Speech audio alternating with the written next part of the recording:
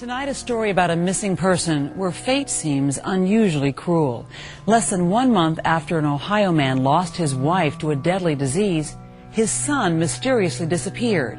Brian Shaffer, a medical student, was last seen after a night out with friends. Brian Shaffer grew up in Pickerington, Ohio, near Columbus. He was the oldest of Randy and Renee Shaffer's 2 sons. He finished high school in 1997 and went to Ohio State University for college. 6 years later, he graduated with a degree in microbiology. After that, he started studying at Ohio State University's College of Medicine in 2004. In March 2006, his mother passed away from myelodysplasia while he was in his 2nd year of medical school. His friends say he seemed to be coping, but her death was tough for him. While in medical school, Shaffer was dating another student named Alexis Wagoner. They, along with their families and friends, thought Brian might propose to her in 2006, possibly during their planned trip to Miami for spring break in April. I want him home. I want to see him every day. She's talking about 27-year-old Brian Shaffer, a 2nd-year medical student who seemed to have everything going for him. Good looks, good grades, and a girlfriend he adored. Brian liked warm places like Miami because he enjoyed the laid-back lifestyle.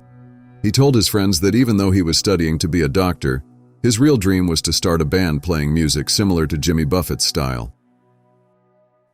On March 31st, a Friday, classes at OSU finished for spring break the following week. Shaffer and his dad Randy celebrated by having steak for dinner together earlier that evening. Randy noticed Brian seemed really tired because he had stayed up all night earlier in the week studying hard for important exams. Randy didn't think Brian should go out with his friend Clint Florence later that night, but he didn't tell Brian how he felt. At 9 p.m., Brian met Clint at the Ugly Tuna Saloona, a bar on High Street in Columbus. An hour later, Brian called his girlfriend Alexis, who was back home in Toledo, visiting her family before they both were supposed to go to Miami. Brian and Clint went to a few other bars and ended up in the Arena District. They had 1 shot of hard liquor at each place they stopped, according to Clint. Me and Brian always went out. There's nothing new. Sat down, opened a tab, and, had 3, 4, 5 shots of liquor. After midnight, Brian and Clint met Clint's friend Meredith Reed in the Short North area. Meredith gave them a ride back to the Ugly Tuna Saloona, where they had started the evening, and they all had one last drink together. While they were there, Brian got separated from Clint and Meredith. Clint and Meredith tried to find Brian by calling him several times. When the bar closed at 2 a.m., they went outside, expecting to see Brian among the people leaving, but they couldn't find him. They assumed he had gone home without telling them. Alexis and Brian's dad tried to reach him over the weekend, but he didn't answer. On Monday morning, he didn't show up for the flight to Miami they had planned. That's when they reported him missing to the Columbus police. Police started their search for Brian at the Ugly Tuna Saloona, the bar where he was last seen. Because the area around South Campus Gateway had a lot of crime, the bar had security cameras. They checked the footage which showed Brian, Clint, and Meredith going up an escalator to the bar's main entrance at 1:15 a.m. At around 1:55 a.m., Brian was seen outside the bar talking to 2 young women briefly before heading back towards the bar. After that, the camera didn't record him leaving when the bar closed. That was the last time anyone saw Brian. This surveillance tape shows them at 1:15 a.m. coming up the escalator to the bar. That's Brian leaning on the handrail. Once inside, they ran into a couple of young women Clint knew. And Brian was doing his usual thing and was talking to those 2 girls. At 1:55 a.m., Brian made his final appearance on the video.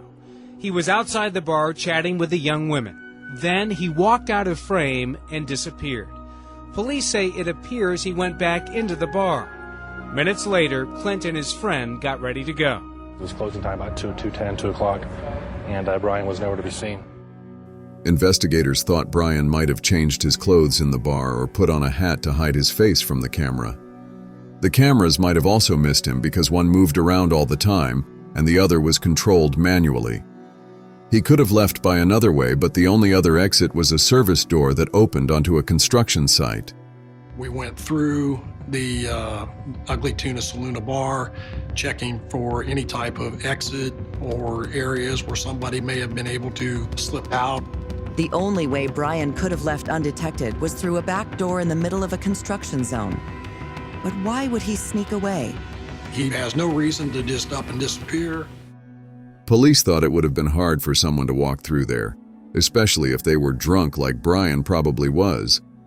Since Columbus has more security cameras than any other city in Ohio, officers checked footage from other bars to see if they could figure out how Brian left the Ugly Tuna Saloona. But cameras at 3 other nearby bars didn't show him. The search expanded from the Ugly Tuna Saloona, with officers and sometimes police dogs looking carefully in the streets, checking dumpsters, and asking people if they had seen Brian.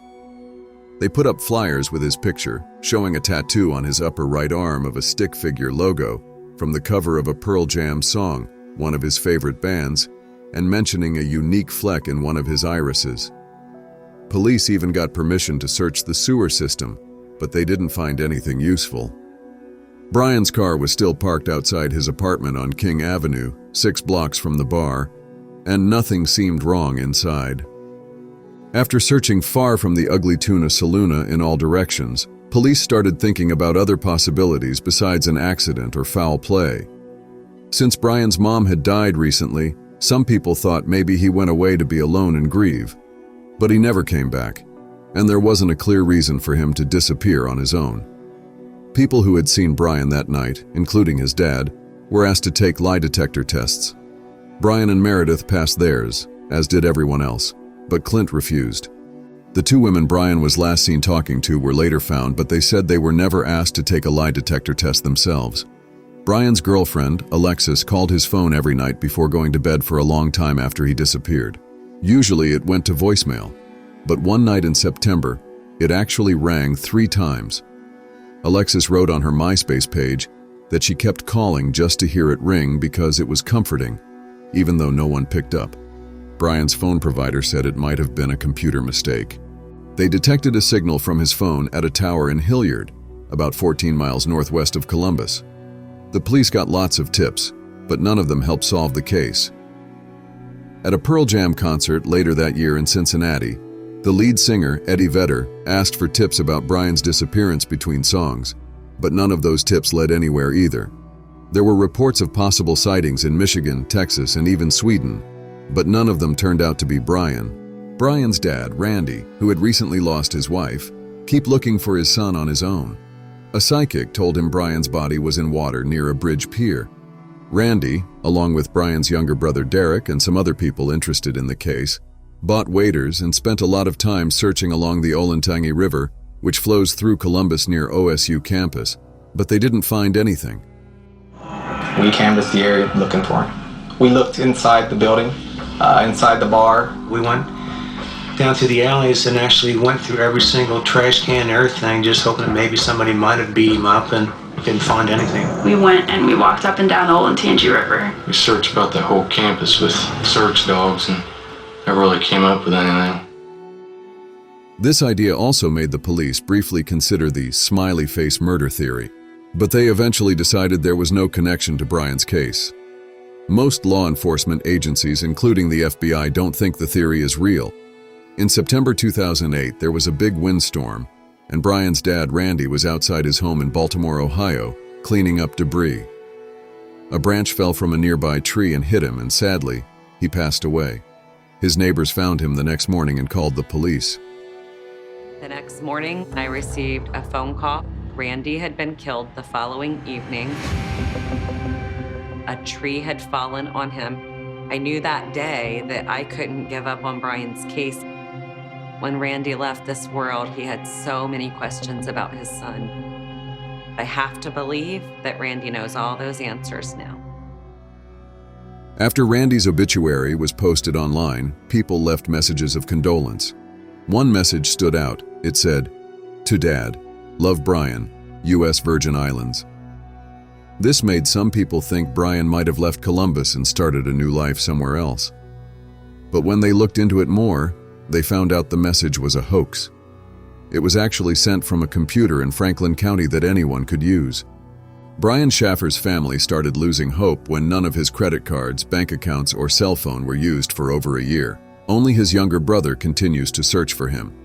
In 2020, there was a moment of hope when a photo of a homeless man in Tijuana, Mexico, who looked a lot like Brian, went viral.